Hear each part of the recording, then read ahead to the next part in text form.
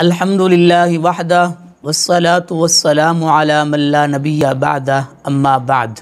معزز سامعین و ناظرین، آج میں آپ کے سامنے نماز کی خشوع اور خضوع اس کے بارے میں گفتگو کروں گا۔ اللہ رب العالمین سے دعا ہے کہ اللہ رب العالمین تمام مسلمانوں کو اس پر عمل کرنے کی توفیق نصیب فرمائے۔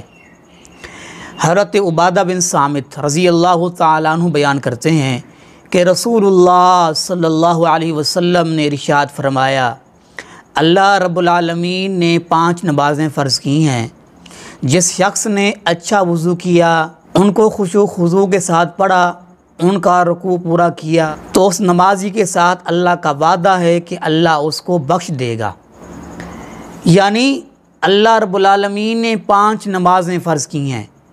جو شخص بھی اچھا وضو کرتا ہے اور پھر اس نماز میں خشوع اور خضوع کا اہتمام کرتا ہے تو اللہ کا وعدہ ہے کہ اللہ اس کی بخشش ضرور فرمائیں گے۔ یہ ہمارے پیارے نبی صلی اللہ علیہ وسلم کی گارنٹی ہے۔ خشوع اور خضوع کسے کہتے ہیں؟ خشوع خضوع کا معنی یہ ہے کہ اللہ کے لیے بدن کو جھکا دینا، آواز کو پست کر دینا اور نگاہ کو جھکا لینا، نگاہ نیچی کر لینا، اس کو خشوع اور خضوع کہتے ہیں۔ عاجزی اور انکساری کے ساتھ نماز پڑھنا، اس کو خشوع و خضوع کہتے ہیں۔ جو بندہ اس کا اہتمام کرتا ہے اس کے ساتھ اللہ کا وعدہ ہے کہ اس بندے کو اللہ پاک معاف فرما دیں گے۔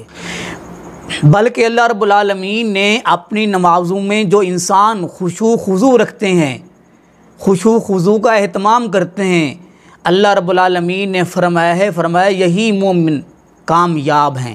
اللہ پاک کا قرآن کہتا ہے قد افلح المؤمنون الذین هم فی صلاتہم خاشعون، بے شک کامیابی حاصل کر لی ان مومنوں نے جنہوں نے اپنی نماز کے اندر خشوع و خضوع کا اہتمام کیا۔ اللہ تعالی ہم سب کو اپنی نمازوں میں خشوع اور خضوع کا اہتمام کرنے کی توفیق نصیب فرمائے۔